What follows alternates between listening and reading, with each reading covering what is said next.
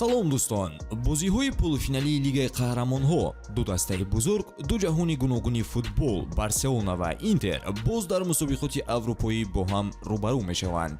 ҷавонии Каталония бар зидди таҷрибаи Милан имшаб дар Манҷуик қадами аввал сӯи финал гузошта мешавад, маҳз дар қалъаи хонагии нилнуриҳо.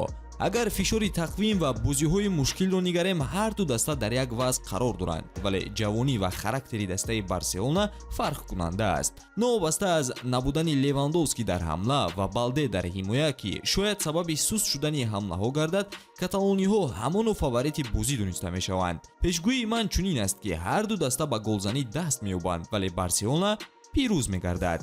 шумо чӣ фикр доред? пешгӯии худро бо як икс кунед ва бо истифода аз калимаи сеҳрноки TG БАРСА то 8000 сомонӣ соҳиби туҳфа гардед. маълумотҳои лозима дар комментария. Ба ҳама муваффақият.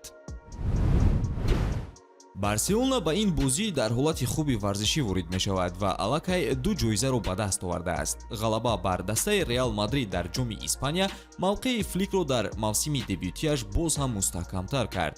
даста сатҳи олии бозиро нишон медиҳад, бахусус дар хати ҳамла. ҳатто бе Левандовски, сегонаи Торрес, Рафиня ва Ямал бо муваффақият ҳамлаҳоро ташкил мекунанд ва ҳамлаи пайваста ба дарвозаи рақиб меоранд. хабари хуб, Тер Штеген аз ҷароҳати зону баргаштааст, ҳарчанд эҳтимол аст, ки дар дарвоза дар Лигаи Чемпионҳо боз ҳам Шесни биистад.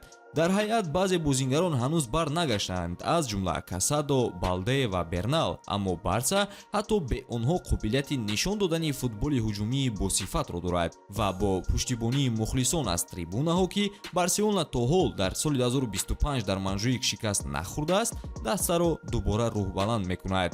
вазъият дар Интер тамоман дигар хел. пас аз мавсими душвор ва нокомӣ дар ҷоми Италия, дастаи Симеоне Инзаге дар серияи А низ натиҷаҳои ноумедкунанда нишон медиҳад. се шикасти пайдарпай, хати ҳамлаи хомӯш ва камбудии ҳолати физикӣ ҳамааш боиси интиқоди зиёд шудааст.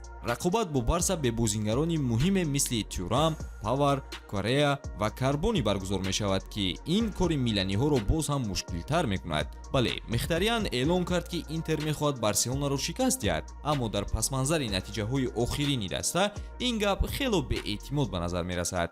Интер таҷриба дорад, метавонад дар зидди ҳамлаҳо хатарнок бошад, аммо бар муқобили Барсаи ҷавон, пурэнержӣ ва тезкор бо ҳамлаҳои босуруат, кори онҳо хело душвор хоҳад буд. ба назари ман, Барселона дар бозии аввал ҳамчун фаворити устувор ба ҳақиқат наздиктар аст. даста формаи олиро пайдо кардааст, бозии зебо ва боварибахш нишон медиҳад. Интер метавонад танҳо ба дифои комил ва контрҳамлаҳои камшумор умедвор бошад, аммо агар ҳолати кунунии ҳар ду даста муқоиса шавад, Барселона афзалиятҳои зиёдтар дорад. ҳам дар ҳамла, ҳам дар ҳолати ҷисмонӣ ва ҳам аз ҷиҳати рӯҳӣ. пирӯзӣ дар бозии аввал як сценарияи воқеӣ ва шоистае барои шогирдони Флик хоҳад буд. дӯстон, шумо ҳам фикру назари худро оиди натиҷаи бозии Барселона ва Интер дар комментария нависед. ҳамзамон ба телеграм-канали Модар омада обуна шавед, зеро бозиҳои Барселона онҷо ба таври мустақим гузошта мешавад. ба ҳамин тамом, то наворҳои баъдӣ тан сиҳату хонаобод бошед.